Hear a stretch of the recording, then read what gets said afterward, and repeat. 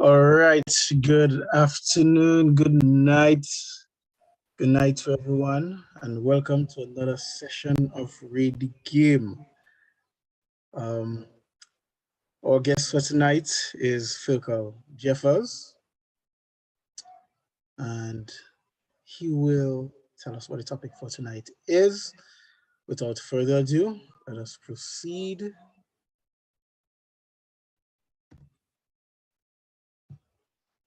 Oh, hold on. Right, you're gonna have to enable me to do screen sharing.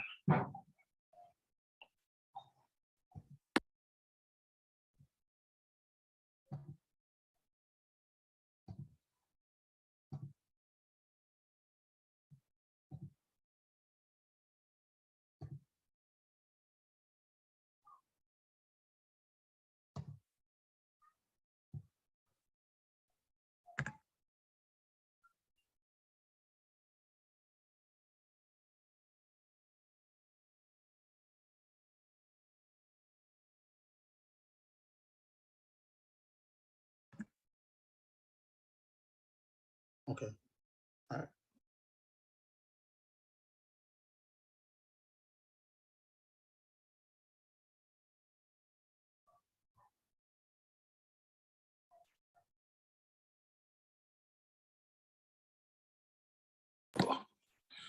All right, so good evening, everyone.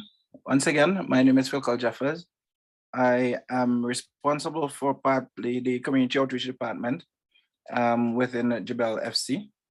And as part of our continued drive towards empowering our young males in particular, I'm thinking of some of the sessions that are going to be critically important for them, and also for us to be able to guide them in the right direction as it relates to a lot of the issues that are facing our young men here in St. Vincent and the Grenadines.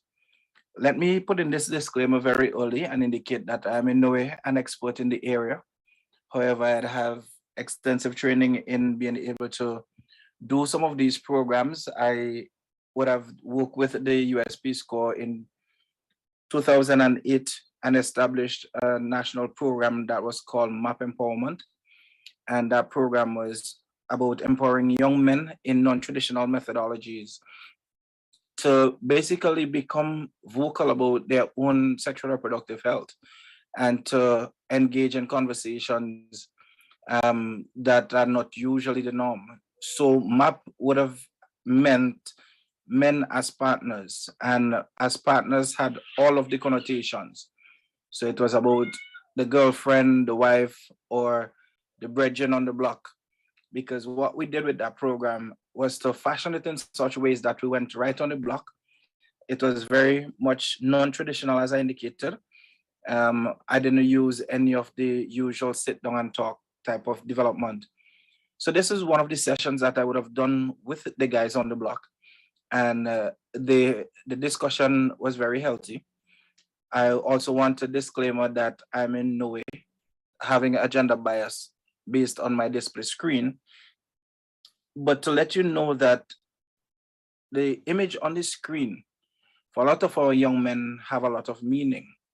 And for them, they see these images, whether they are Black women, they're Hispanic women, they're, well, has Hispanic Latinos or white women, just the whole deportment is an indication that, yeah, we got this. And that is part of the mentality that we have to work with.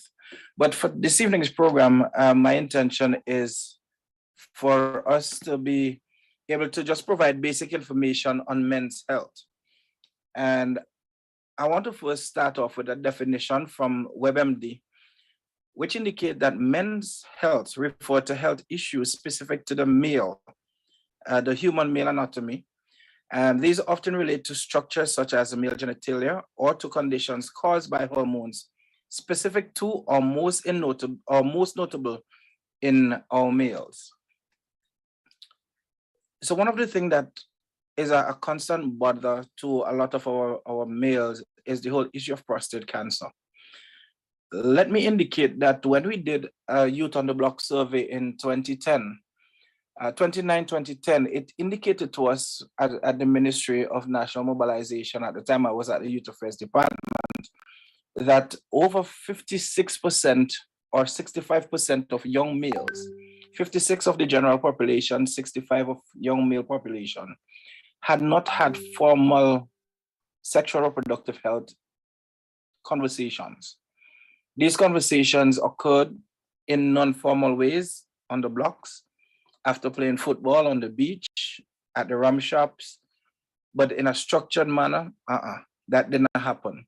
So hence the drive was to create a program that responded to ensure that this conversation about our men happened. And one of the things that is a bother to a lot of us, especially the Black male, is the whole issue of prostate cancer. And it comes about because we have not, as men, been willing to go to the doctor. If you are aware of how the whole conversation happened, men go to doctor generally when there is a situation of ill health, meaning they're in so much pain that there's no other option. Unlike the female, if she wakes up tomorrow morning and there is an ache in the finger or the toes, she's quick to go to the health center to just check it out. The man, he doesn't do the same. And it is a worrying factor because a lot of the issues, by the time the man gets to the doctor, they are already gone past the stage where they can be cared for. It is mainly at that point in time, preparation for afterlife, basically. So let's look at what is prostate cancer. Prostate cancer develops in a man's prostate. And for those, there's an image on the screen that gives you an idea of what the prostate looks like. I don't know how many persons are able to know what walnuts are, but basically it's the size of a walnut, and it's just below the bladder that produces fluids in the semen. Most common cancer in men after skin cancer is prostate cancer, all right? And prostate cancer often grows very slowly and may not cause any significant harm. We generally, as men, start thinking about prostate cancer when we look at some of the early symptoms after the fact. So let's look at some of the early symptoms that indicate that there is an issue that needs to be looked at. First of all, there is frequent urination, especially at night. So you go to bed and within an hour, you're up. And then within another hour, you're up, and it continues for a period of time. In some cases, from the research that I've done, you may go as often as 4 or 5 times, depending on what time you go to bed. So let's say you go to bed at 12 in the night. By between 12 and 6 a.m., you would have gone about 4 or 5 times. That's a little bit too much, especially if you have not been drinking a lot of fluids during the day. All right. Then you have difficulty starting and stopping your urination. So that's an exercise that a lot of men need to practice, being able to start to pee and then stop peeing and then continue to peeing. Or you have a weak or interrupted urinary stream. And what that simply means, if you look at the young boys, when they're peeing, they could stand from a distance and shoot. All right. As you get older, you're not able to shoot as far. And when the issue of the whole prostate starts becoming affected, you realize you may reach the point where you're actually peeing on your toes or even wetting your pants. So it's a sign to say that something is wrong. Or you may have a painful or burning sensation during urination or ejaculation. Sometimes people say, oh, it's an STI. But again, you have to know if it is just you and your partner and everything is good and faithfulness is there, you can look at other symptoms. But the whole issue of having a painful or burning sensation during urination or ejaculation needs to be looked at. There's also the presence of blood in the urine or in the semen. These are not normal. It's different from if there's a tear in a tissue, but generally there's blood and it is very visible.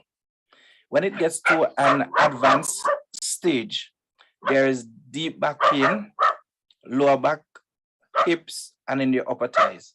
They're just like seriously excruciating pains. All right.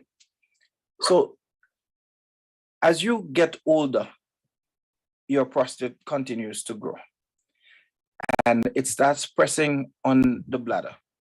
And that is why you find that you are having the frequency in urination, because you are finding yourself having to go to the bathroom.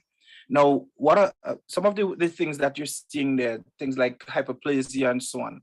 I will not necessarily go into that medical term, but basically what it is saying is that there is a borderline that you can be at, and you can, they refer to it as benign, all right?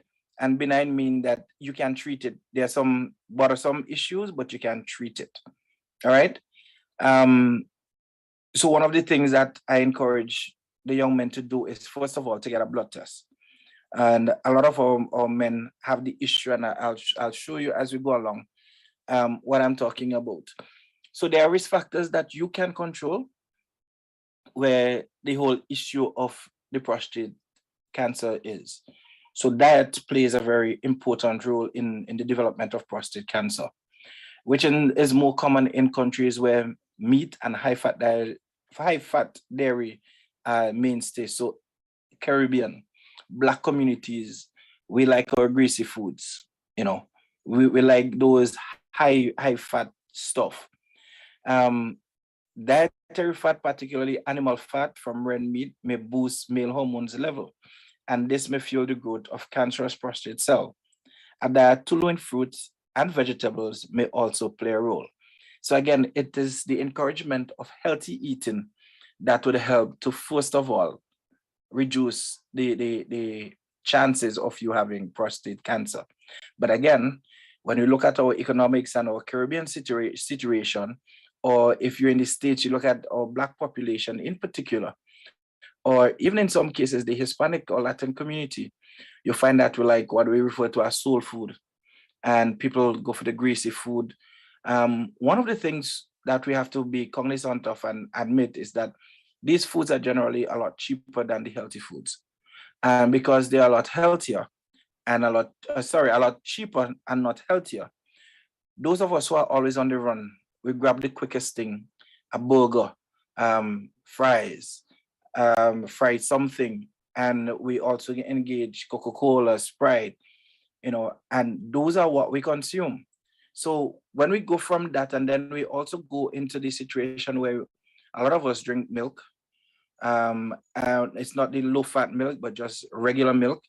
So we get to that, and then when it comes to buying fruits, I know for us, especially here in St. Vincent and the Grenadines, fruit and vegetables are very costly. All right.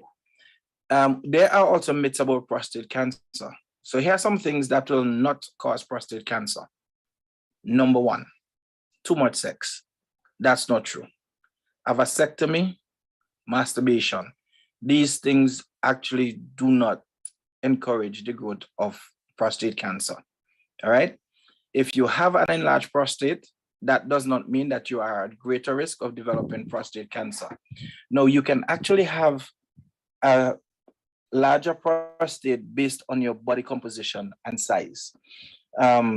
If you are fat, and I'm using that in uplifted commas, where you have a lot of belly hang and so on, based on your composition and the makeup, you are encouraging fatty tissues to grow around areas that shouldn't be. So you would realize that your metabolic rate is slowed. You are not able to do certain things as you would have been able to do before. All right. Researchers are still studying whether alcohol use, STDs, or prostatitis plays a role in the development of prostate cancer. So that's still something that is being researched. There are some indication that, you know, the white alcohol and the dark brown alcohol may be a factor, but there's no clear-cut research on it right now.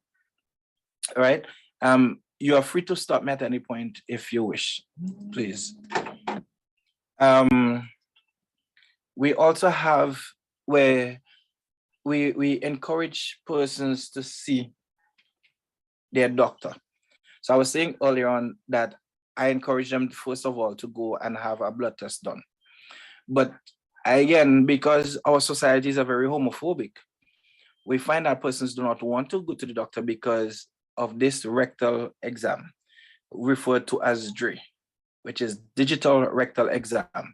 All the doctor is doing is feeling for a bump or hard spots on the prostate, and he would tell you whether it feels normal or not normal.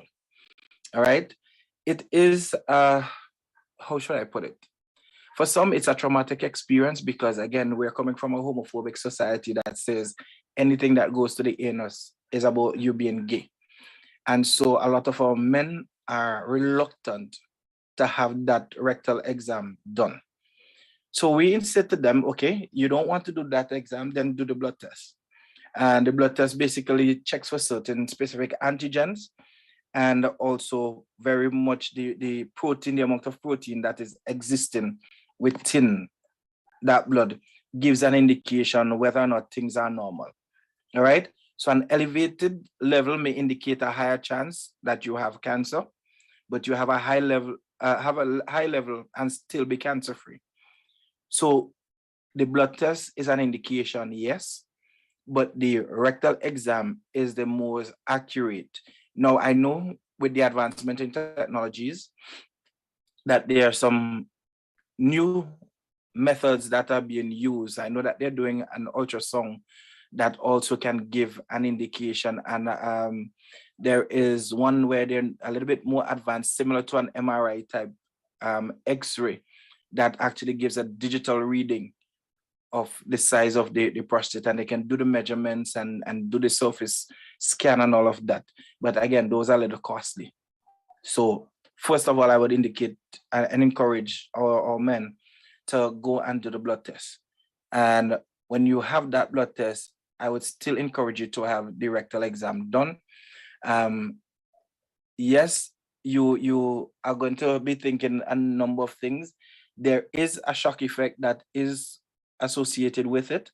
But if you are open-minded about your health, you would realize that it will not affect you the way that you've been cultured to think. All right. So we can look at, sorry.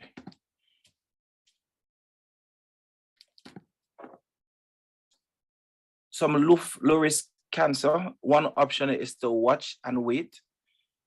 This is determined by biopsy, a PSA test, and Gleason scores. Your doctor will order periodic testing. There are other treatments with the risk of sexual or urinary problems. This may not be necessary. Some men who are older or have serious health conditions may not even need treatment. However, more aggressive treatment is usually recommended for younger men or those with more aggressive disease. So the problem is you might be diabetic or hypertensive along with this cancer. So your treatment options are going to be very much different from a regular person or a normal person who is just, let's say, just doing a regular check and finds out that he has, a benign condition. All right.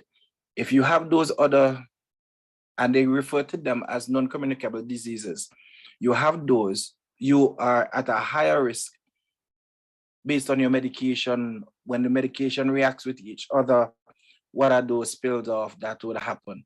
So again, fellas, I'm encouraging for us to go and visit our doctors at least once a year to have a check done. For me personally, I do an annual check and I do a periodic check sometime 2 or 3 times in the year just to make sure that everything is okay and all right.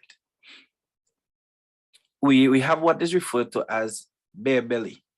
And bear belly is not necessarily the person who drinks beer, but it's where you get fat around the waistline. For a lot of us, we have busy lives.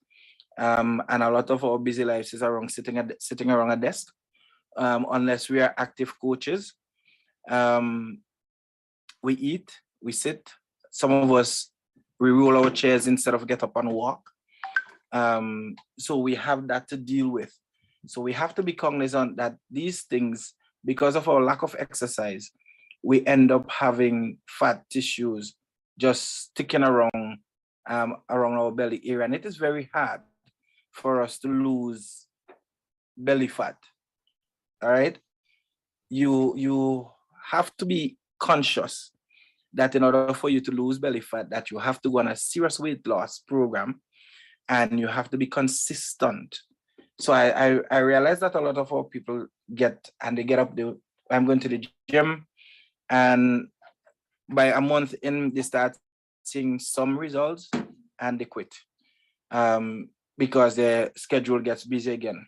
From what I have learned and from my own experience, you go ahead and you start working out and you start losing weight. When you stop, based on the way that it transpired, your body's basically saying, okay, there was a problem, let's get into repair. And how does it repair? It uses a lot of our fatty tissues to do repair.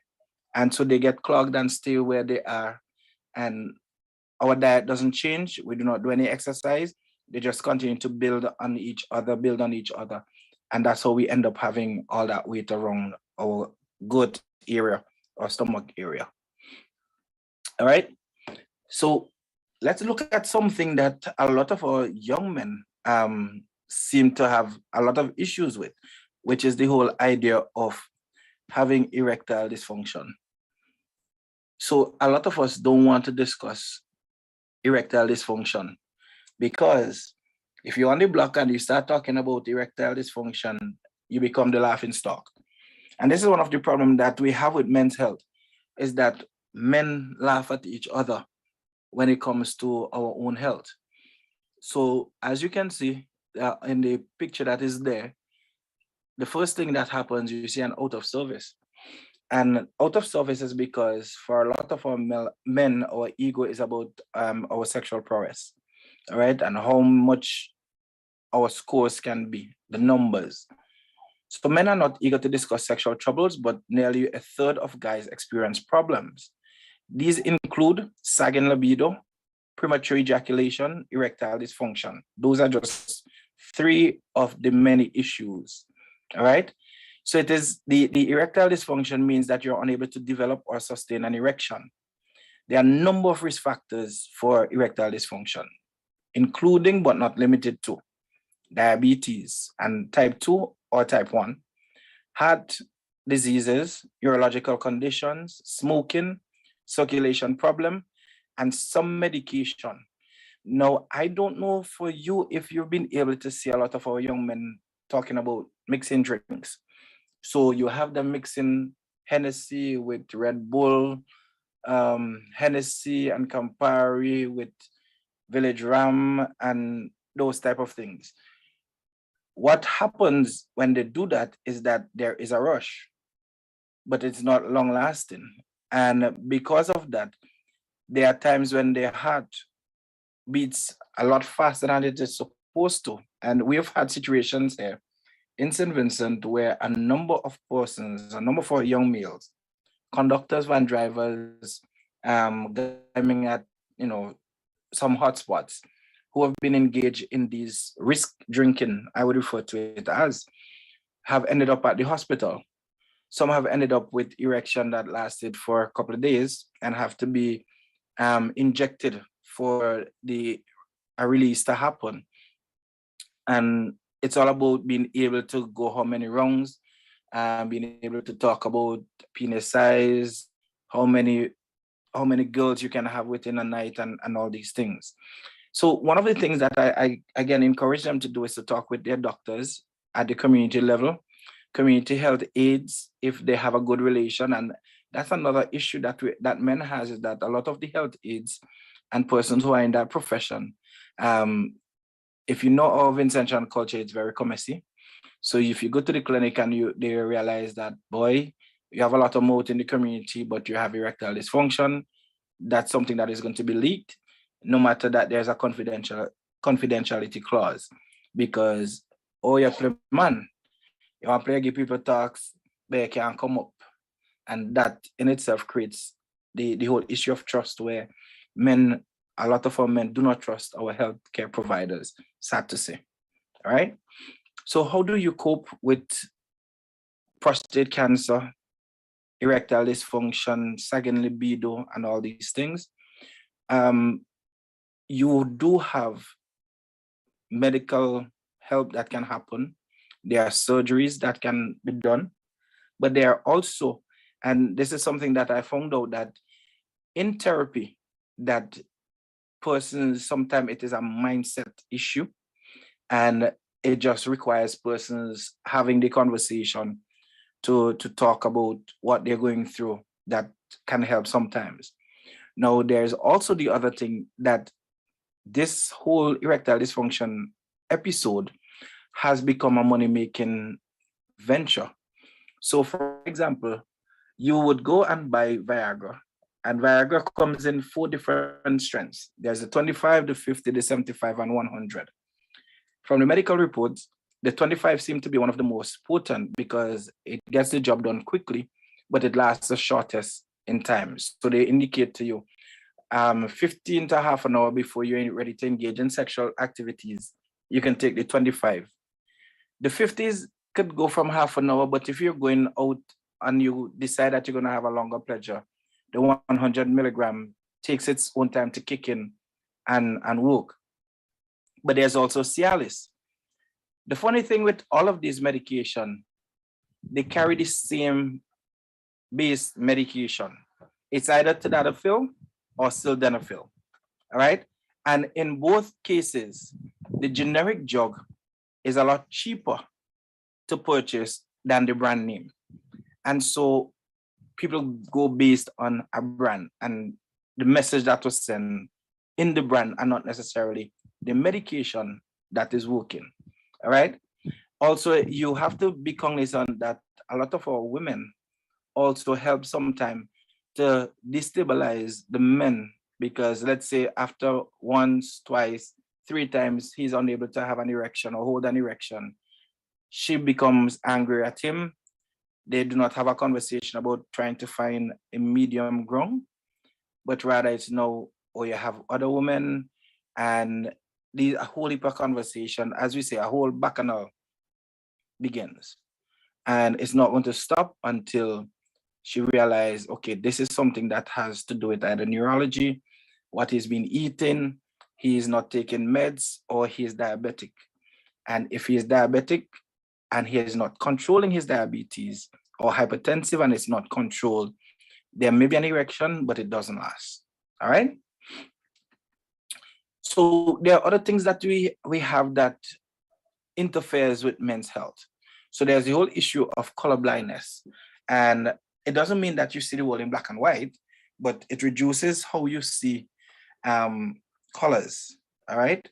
And a lot of people mix our primary colors up because you have, as you age, and again, men do not take care of their health in general. So we do not eat healthy. And because we don't eat healthy, we find that we become less cognizant of what we should. So you'd find your daughter come and ask you, Daddy, what color am I wearing? And because you think it's red, you say it's red, but it may not be red. It may be slightly pink, or it might be fuchsia. But again, because you're not taking care of your eyes and your vision, it doesn't seem to matter to you. But for her, she wants daddy's approval, and she's not able to get that because why? Daddy can't see properly, and daddy's refusing to go and get the eyes tested. So what I have found out in that area as well, as you age and you get to the age of 40, your 20/20 vision starts to reduce, and it has nothing to do with your inability to take care of your eyes. It just happens with age. However, if you have been constantly checking your eyes and you're able to eat healthy, you would realize that you can actually help to sustain your 20/20 vision up to a period of time. So I have just finished doing an eye exam with my doctor. And one of the things that she was saying to me was, as you age, you're going to need progressive lens. And it's not that you're going to be blind or you're going blind, but it helps you to stay sharp. It helps you to stay focused. Now, a lot of us don't want to wear glasses, but there are new styles, there are new shapes, and you can get into those and be active and be comfortable. Because for me, at the end of the day, you want to be around to see your children grow and be able to appreciate and love them the way that you want them to be loved. All right. So again, I'm encouraging our men to get tested, get checked, go and visit your doctor, even to just have a conversation with the doctor. All right. Yes. So one of the things that we and I know that a lot of females who are here might be smiling that I'm actually talking about snoring. You have to face the music, basically. Snoring is a surefire way to disrupt your partner's sleep while in bed. And men are more likely to be the perpetuators. All right. In most cases, it is not harmful, but it is a regular way to chip away at the quality of your own sleep and your partner's sleep, because it is something that is called sleep apnea. And it is disrupting because basically what happens, you're blocking your air passage, and there are treatment for that. There are things that they actually can put in your mouth that you can sleep with. Also, it also has to do with how much weight in some cases that you have on your body. It also has to do with how much you've been able to exercise and have a good exercise routine happening. All right. But there are more than one ways to treat the snoring.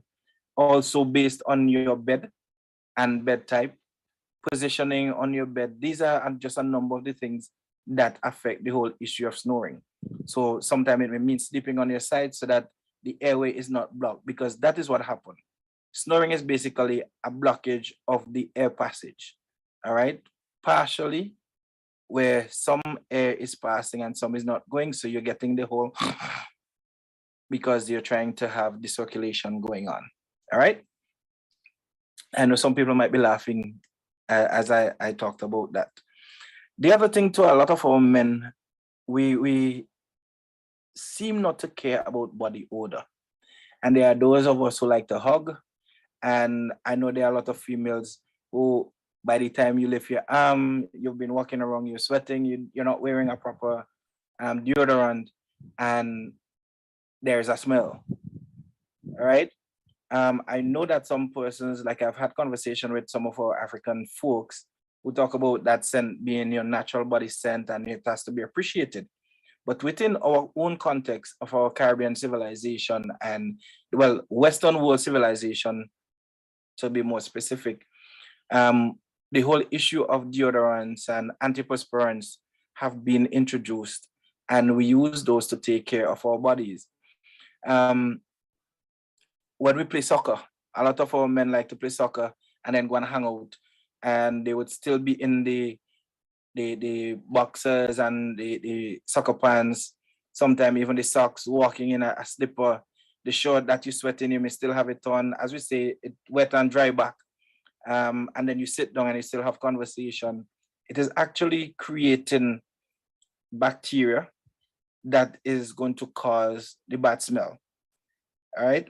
So we want to encourage proper bathing, and that is bathing with soap so that it helps to wash away what they refer to as the dead cells, and the use of antiperspirants. Now, the challenge with some antiperspirants, it does so much blocking that it then creates some lymph nodes under the arm. So again, to each their own, you have to make sure that you use one that is, as we say, would agree with you. Also, you need to be washing your clothes very consistently and regularly. And if the body odor continues, even though you have done all of that, you have to then begin to avoid certain types of food. So like the garlic and the onion. And people may ask, how come? But yeah, your diet also plays a very important role in the way that your body operates, the smell that is given off from it. All right. Then there's the issue of jock itch. And this mainly happens with males, but there are also females who have a similar situation which is a fungal that it just spreads easily in the groin area, again, because of sweat. So you sweat, you didn't dry, you didn't change clothes, you continue, and the bacteria continues to build, it continues to grow, then there's a scratching or itching, and you have that there. And if it's not treated properly with antifungal cream, it's going to become dry and irritated. So once you put on clothes, put anything close to the area, there will be a lot of irritation. All right. So again, proper hygiene is what we're encouraging where this is concerned.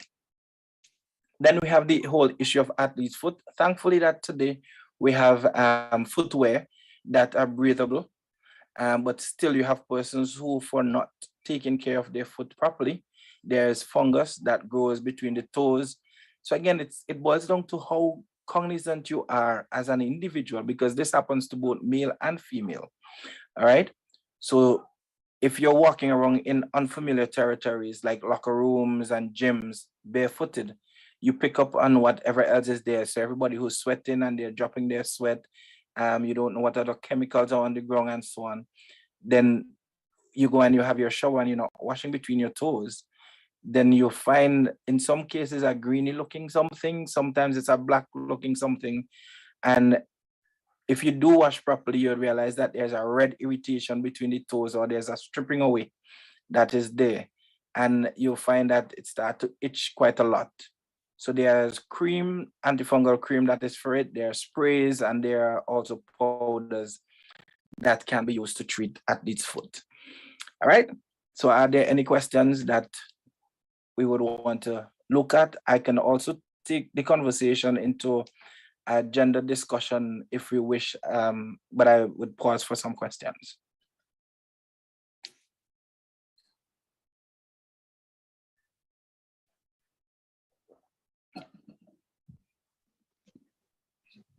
I will also say that the eyeglasses situation applies to females as well.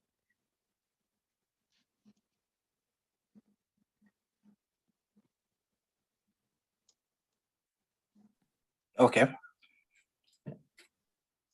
Any other?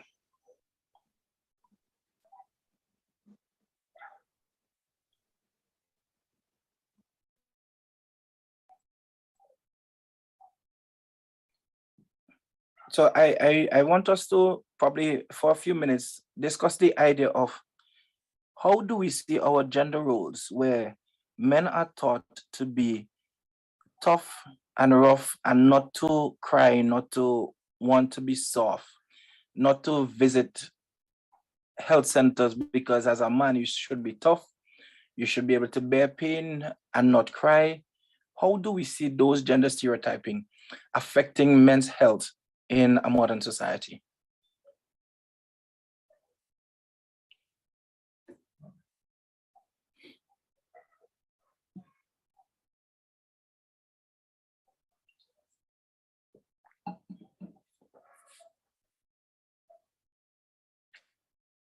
Anyone can feel free to share.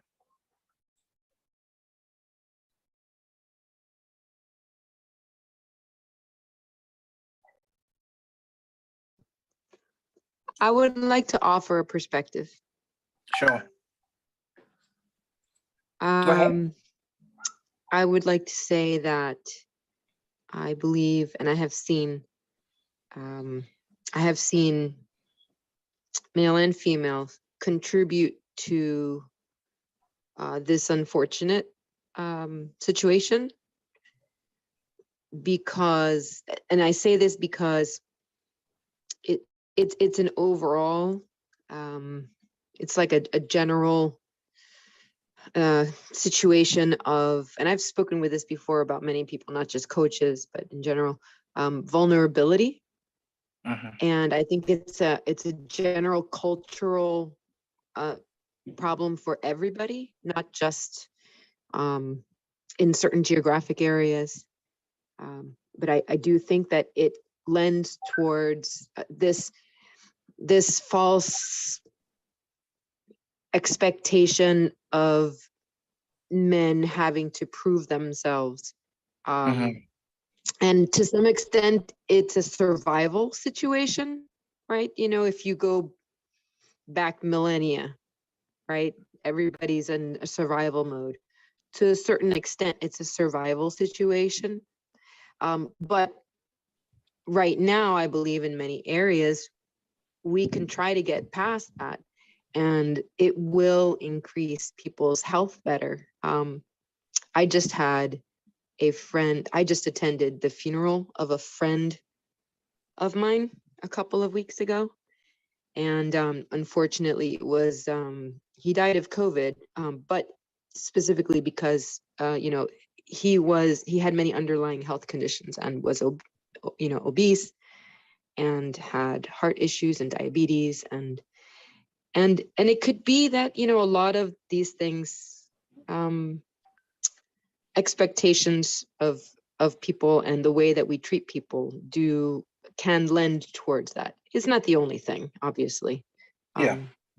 But I think it's a responsibility of everybody, not just men towards men, but women towards men as well. And how we bring up our kids and how we create a culture in their group environments, whether it's in a classroom setting or in the home or on a team. How we treat each other, how we encourage the boys to treat the boys, and the girls to treat the girls, and the girls to treat the boys, and the boys to treat the girls, everybody. If we create a situation of mutual respect, we're more open to information and understanding that we really do need this health information to help us out. That's my comment. All right, thank you. And I agree with you, Vicky, because one of the things that I've realized is that even in our own socialization, men are taught to be socially acceptable one way, and women are taught to be, socially acceptable another way. Because we are seeing now, just recently, we are having female footballers, male netballers, and we are accepting them for who they are as such. But generally, society has an issue with that, and it is frightening, because we are having conversation about gender equality, gender equity, but at the same time, our development, our socialization is saying still maintain the patriarchal system and give the woman the softer things to do. So, for example, if you see a young boy being soft, the first thing you hear, boy, a sissy. And what does that mean in our context? Is basically, it's, that you're becoming girly or feminine. And it is not necessarily so, because I even in my own development, I remember one of the things that my grandmother said to me very early on is that I need to be able to learn to do a lot of things, because she doesn't know when I would go off to college or university and have to survive on my own. So I learned from a very early age to wash, the iron, to cook and do those things. And for a lot of us, we don't see those things as being part of our health, because if as a male, you're able to cook, you can determine, okay, this is what I want to eat, and I'm going to lead a healthy life. So I'm just doing veggies and fish, or whatever the case is.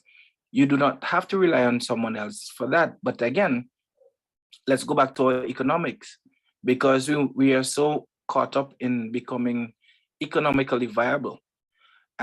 We end up doing the fast food and the fast life. And that in itself kills us, because we go for the things that are cheap. Let's be realistic. We're not making a lot of money.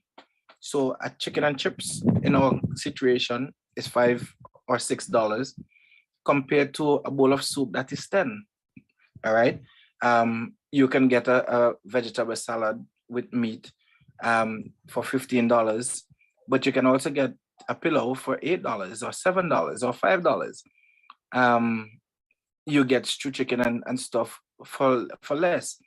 So it doesn't matter how we look at it. We have to begin the conversation of starting from a dietary perspective and looking at it from an economic standpoint, and then also looking at it from a gender perspective, because if we understand things from those perspectives, I think we would be in a better position to have conversation that affects not only our mental health, but also our physical health, you know.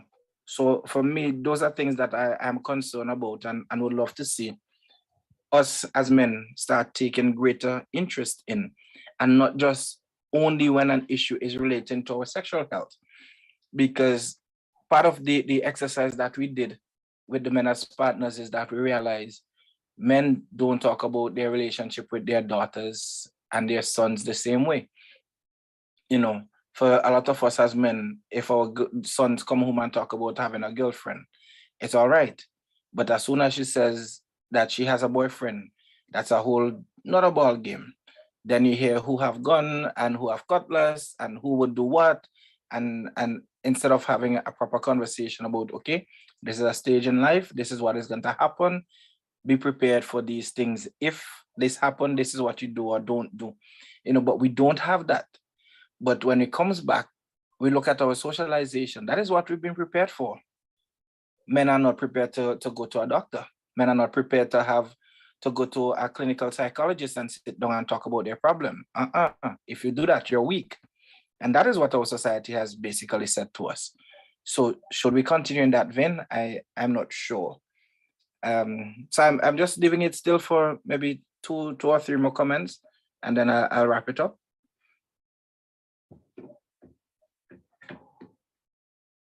Maybe I need to be a school teacher and see who's in the room and call on names to ask for comments. So I have two new guests tonight, so I'm going to call on both of them, Timora and Casey, for comments from there. And also, Mohan, I know you usually make your comments, so I would be grateful if you can give a feedback on anything that was said here, or your own perspective in whatever way you see it. Okay, good night, everybody. Good night.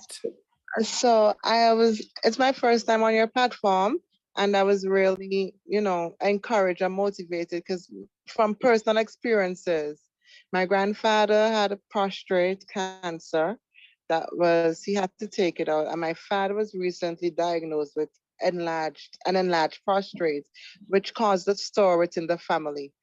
But his doctor assured him it's going to be okay. And listening to the presentation tonight, I can now go back and relate to him. He's not home at the moment because I would have had him sitting with me and listen.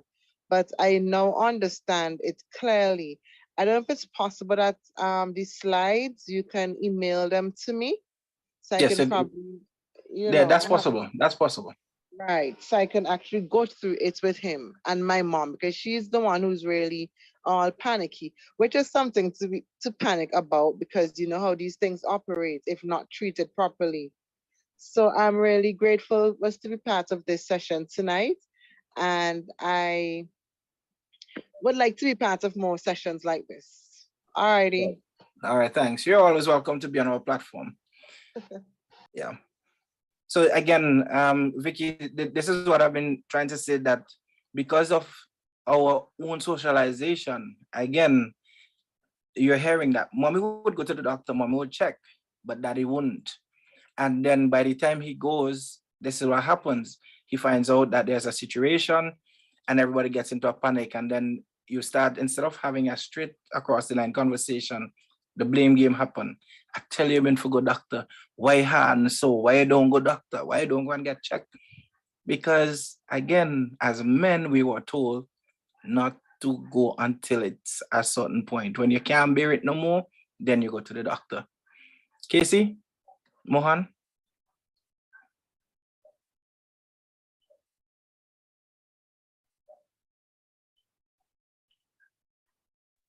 Hi, good night, everyone. Listening to your presentation, I came in a bit late, but from what I heard, in terms of gender role, indeed, men and women, or females and males, are socialized different. They're expected to, execute a different type of roles based on the way that they are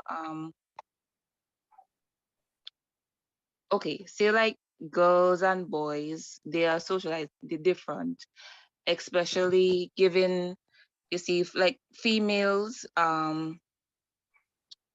when they have toys, they're giving dolls as opposed to boys who are giving guns and so on. And we even choose colors, differentiating the females and the males, as in like blue for boys, pink for girls. So, boys typically, male typically won't wear a certain color because of the way how society has set up.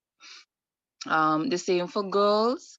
They're they're they're molded in a type of way that they should behave, how society expect them to behave.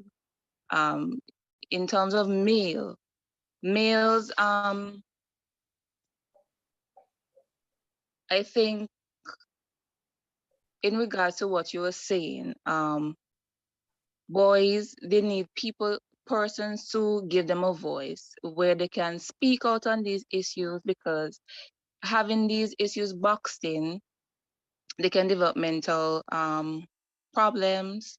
Because I mean, we have seen many men currently, they're facing family issues, work issues, but they can't speak to anyone because if they express themselves, people will see them as weak. So it's a situation where we have to make it a new normal for males and females to be free to express themselves. We have to set a standard where whatever values and ideologies are need to be accepted regardless of who they are. We need to see people different from their looks or what their preferences are. Um, you know, but this conversation is needed more, especially like in schools and so, because a lot of peer pressure, and with social media, I think boys in particular need a little bit more attention. Okay. Right. Yeah, that's my take. All right, thanks. So again, like I'm thankful for the comments and the feedback. As Jabel continue to make this platform available for where we can share, we would continue to have these types of conversation. One of the next thing that I would want to look into, and again, I am doing my disclaimer that I'm not an expert in these areas, but I've had training that is able to assist me in helping to break it down from the whole medicinal version of the conversation to a situation where it is in layman's term that the average man can be able to engage. And again, in engaging our young men, we have to be able to make them feel free, make them feel comfortable in having the conversation in non-traditional methodologies. We cannot be talking to our young boys about their health in a classroom. That doesn't work, because when you put a classroom situation in the context of health, if you are not academically inclined, you're shut off immediately.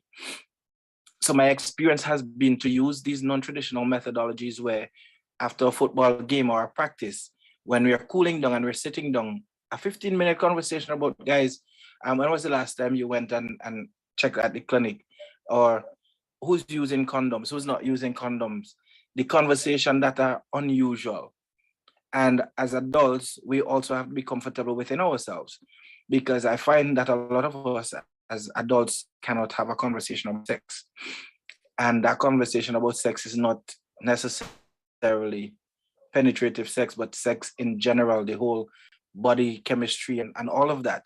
Because again, when you hear the word sex, the only thing that comes to mind is penetrative sex, because that is how we were cultured, right?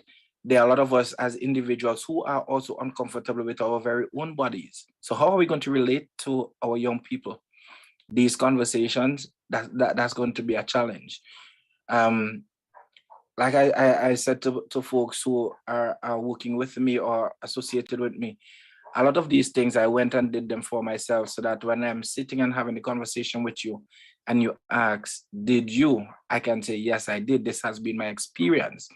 I mean, like before I went to do any form of prostate test, I was scared shit, because what happened? The whole society said to you, if you go, you are going to be gay. And then there was this whole homophobic situation where you don't want to be classified as being a gay, where society is rejecting you, or your parents and family don't want you around. You know, those were the challenges that we had to face. But then as I became more involved in health and family life education and practices, I decided, you know what, I did the blood test, but I'm also going to do the exam just to have the experience to talk about it. And like I said, it was traumatic, because you went in with an open mind, but still knowing this is what it is. It's quote unquote a violation, basically, but a violation with a difference, because you know this is not sexual, this is your health, and you need to know in order to survive. Because again, as Timora mentioned, sometimes it is within your family, and it became hereditary because of the lifestyle practices. Again, medically, that should not happen, because if it is hereditary, it is hereditary. But we also inculcate some hereditary practices, so we expect the same results. So for example, diabetes in my family, but I can exercise and work out and stay healthy and not become diabetic.